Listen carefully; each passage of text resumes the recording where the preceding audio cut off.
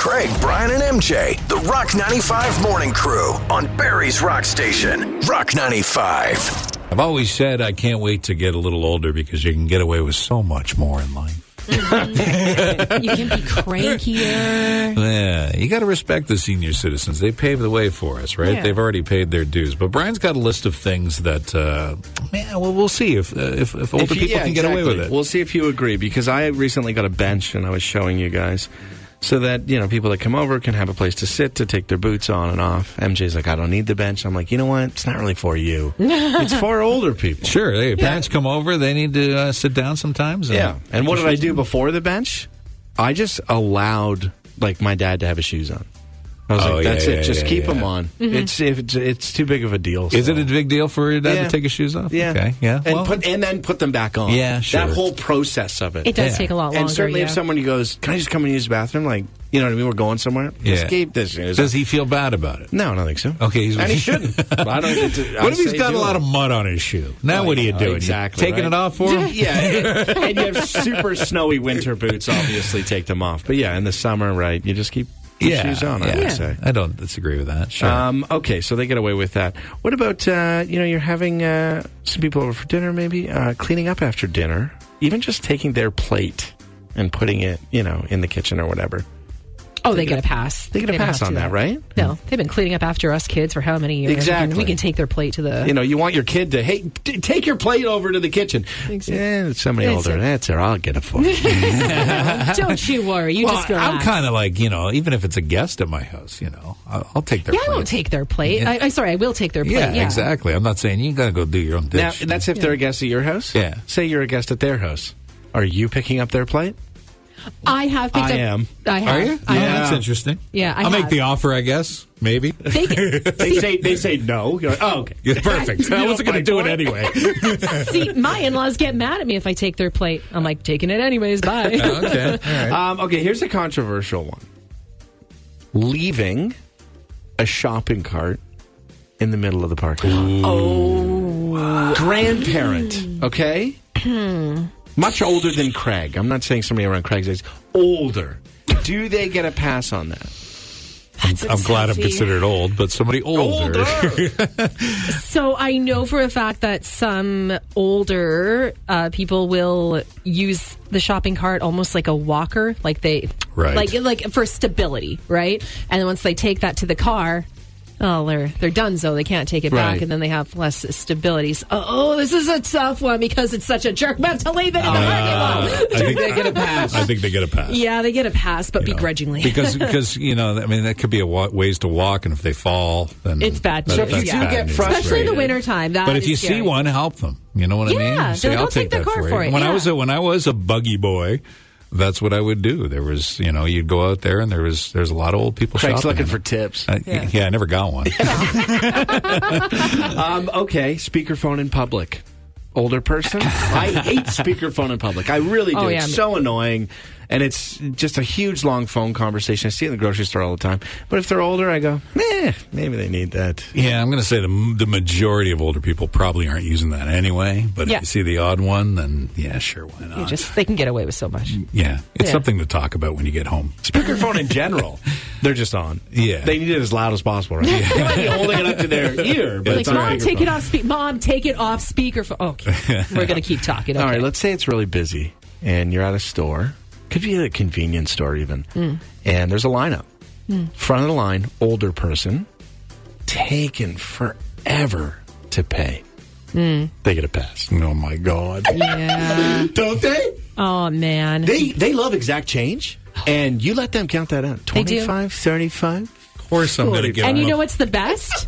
When they are cashing in all of their lotto tickets in that line, and they're just like, winner, Gagnon, and you're just there like, of course. I just need soap. I'm going to give them a pass because I respect them. Exactly. But I am going to roll my eyes. Oh, yeah. Because I'm in a hurry. I believe we have Sam Roberts on the line right now. Sam? Hi. Hey, Sam, how are you?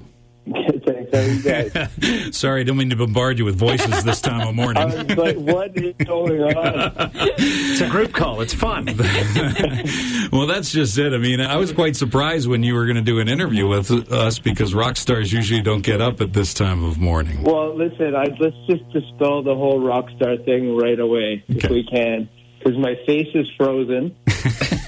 And I've got wicked hat head right now. Oh, perfect.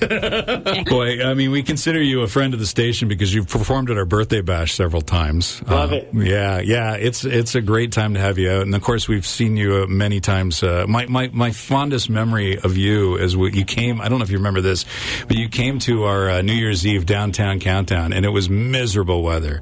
I remember that well. You do remember that. Yeah, it was cold rain. It wasn't freezing rain. It was cold rain.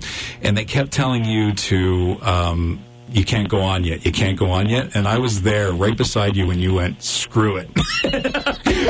And you went and performed and you had ankle-deep water. Oh. And you just went and plugged through it. Yeah. Well, it's part of being a Canadian rock and roll band. You sort of cut your teeth in the worst weather in the world and somehow learn to love it, you know? But, it's those kind of nights that you remember. If it had been perfect and beautiful, maybe we wouldn't be talking about it. That's right. Yeah, exactly. Is that the worst weather you've played in? I'd love to say yes, but no. No? It's not. No.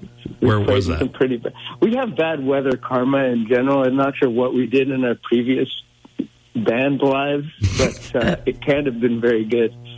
Outdoor Canadian concert in the winter, yeah.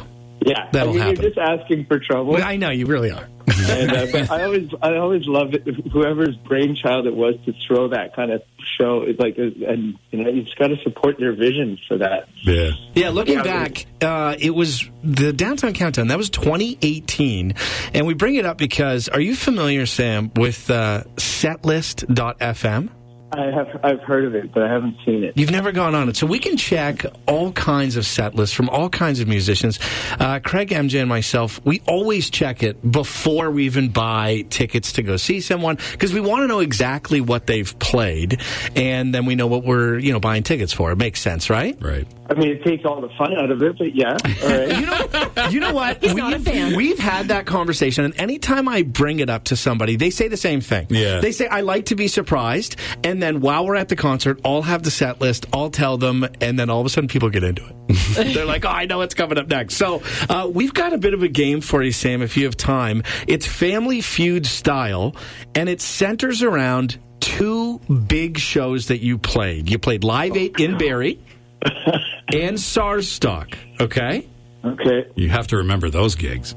I do. Those were big. In total, you played 5 different songs. So if you want to play Family Feud with us here, it's not going to take too long. But it's Family Feud rules. That means that you get 3 strikes and you're out. And we're just looking for those top 5 songs that you played. Yeah, all right. I'm going to go. Okay, I'll start with SARSstock. I know we played Don't Walk Away, Eileen. That's on the list. There we go. 1 point. We played Brother Down. Yes. Played that at both shows. Yes, we played Where Have All the Good People Gone? Yes. Hey. Okay, so far 3 for 3. You've got. So let's not see massive surprises there. I know. All right, you got 2 more. I know we debuted Bridge to Nowhere at Live 8. You pretty confident? You're not guessing? You feel confident? I'm not guessing. I'm going with that. Yes, that is on the list as well. You've got And one you more. debuted it. That's pretty cool. Yeah. Wow, good for you. I like that. I'm going to just throw Hard Road in there and just and hope for the best. Hard Road. Hard Road. Now, we're talking a little bit of smack about Setlist.fm. The reason we can play this game is because of Setlist.fm, and we can go back and check, and you are correct. There we go. 5 for 5. Good job. 5 for 5. You didn't give yourself enough credit. He might be a fan of Setlist now. I'm going on it right now. This is going to become a new band board game.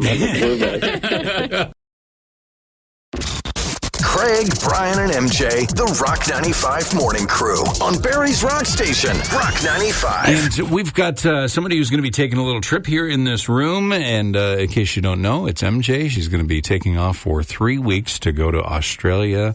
She's got some friends there she's going to see. She's going to live the life of an Aussie for a little while. Oh, yeah. And it should be a fun trip, kind of a trip of a lifetime of experience. And you're getting ready for it. The one thing that you've talked about that everybody asks is the flight. Yep. So the flight fascinates me, sometimes even more than the destination, because it is a long time on an airplane. So how long are we talking? What's the exact time? Are you talking 24 hours, 26? Altogether, our travel time, I believe, is about 20 hours because we're going into Vancouver first. So that's like what? And you know that she's flying into Vancouver, not deplaning. Yeah. Hanging out for a bit. Refueling and then going. That sucks. We believe that that's what's happening because we haven't gotten a straight answer. It says it's a direct flight, but we're stopping in Vancouver. I'm like, I don't understand what's going on. That was my longest flight, was just to Vancouver in 5 hours. So I've never done anything beyond that. Right. Yeah. So this is kind of fascinating to me. Now, are you on just a normal airplane? As far as room is concerned? No, it's a big one, isn't it? It's a bigger one, yeah. So it's the one with like the 3 on the side and then the 4 in the middle sort of thing. Are you doing first class or are you doing... Oh, gosh, no. No? Okay, hold on. Are you doing business class? There's not much of a difference between that and the regular There flight. isn't, right? But, I mean, when you talk about a 20-hour flight, I think every little bit of legroom helps, right? Yeah, and that would be ideal, but do you know how much, like... these flights cost. You're 100% right. You're 100% right. It's not like a $20 upgrade. No. Massive. It's like a whole other trip to Australia altogether. It's ridiculous. Yeah. So no, we're just going to be with the common folk. So are you is it an adventure for you as to figure out how you're going to sleep? Because I don't think these seats probably don't recline all the way down, right? Has literally consumed so much of my and my husband's brain power into how we're going to be comfortable. So I originally wanted to bring my at-home pillow, right? Because I think that would be great. I can like lean it up against something. Or it would be great. It's too big. That's what was my husband's argument. He's like, you can't. And I'll just hold it in my hands. He's like, you cannot do that. So I invested in they're called camping pillows. So they look like a normal pillow, but they're a lot smaller, compact. You can squish them. So I'm going to have that in my backpack, which I think will fit. My husband's like, you can't bring that. And then my daughter wants to bring this little very small, compact blanket, right? Like a fleece blanket. Mm-hmm. And he's like, you can't bring that either. But we got drugs and to knock us out. Drugs are good. Drugs are good. I'm hesitant to take the drugs, though, because I'm a great sleeper. I am a good sleeper. If you can sleep on this airplane, then you're the Hall of Fame sleeper. I am the Hall of Fame sleeper. Yeah. But I don't. So but I don't want to get. Gamble. I don't want to get.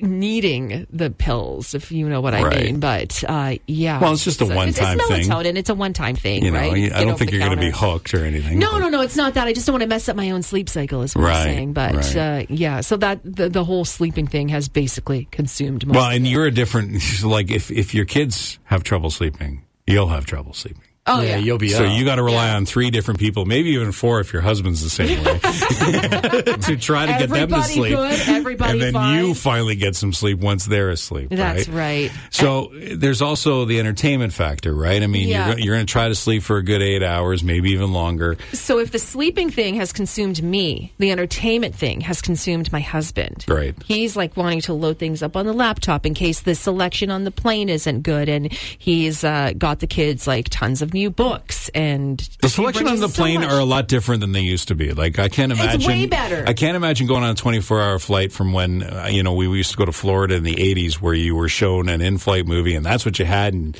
you got what you got. And you didn't get upset. Is he bringing a laptop purely for the plane? Yeah, I believe he wants. I would not be doing that. No. Yeah. Bringing a laptop to the other side of the world just because of the plane ride? No.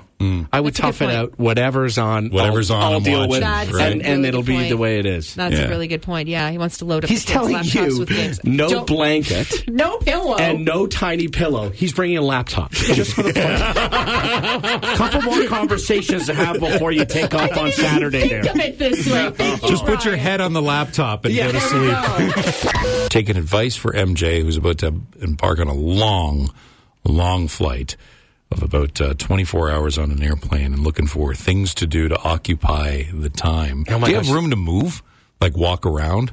You can get up and do it. Yeah, you'll get up and move around and up and down the aisles. And that is very much recommended to get up every little bit. It's not the easiest thing to do. As soon as somebody wants to get up and go to the bathroom, your plan is... It's a little tricky. Excuse me. Cart's coming. Yeah, great, I'm stuck. Now you're stuck behind the cart guy. No. We did get a piece of advice as when the flight attendant does come by with the cart, make sure you always get something because you'll never know when they're going to come around again, right? That is really good Especially advice. if they offer it for free. If they're offering you something for free. And you know what I was thinking in my head? What would you get if it wasn't free? Cup of ice? Is that crazy? Yeah, why not? Chew on ice. That'll take an hour. Yeah. What's it? Charge me for that. Little by little, just wait for it to melt individually. Somebody else said, stop watching TV now.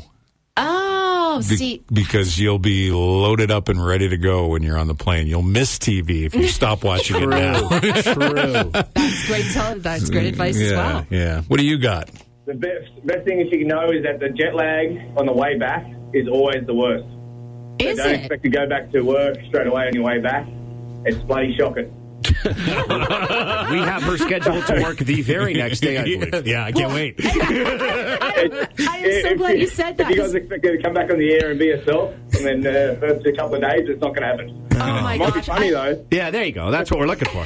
Yeah. Okay, but as long as my trip's you'll not be going right, to you'll be be right, MJ. You're right. I can't remember the guy's name who talked about the laptop. Your husband doesn't need to worry about your entertainment. There's plenty of movies.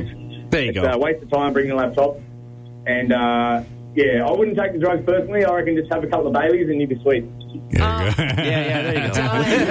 I love this guy. Thank you. No, you're right. All right. You're going to have a ball, darling. It's an awesome country, but so is Canada. So we're blessed. Oh, Yeah, I feel like you're charming her already. Now I want to go. You slid in darling. I can never say that word. It Are they all like you there? I can't wait. Anyway, guys, I better get back to work. right. Have a good time, MJ, and good luck with the jet lag. Cheers. Thank you. I'll tell you what, you may leave your family there and come home with someone like that. What happened to that? Nothing. Craig, Brian, and MJ, the Rock 95 Morning Crew on Barry's Rock Station, Rock 95.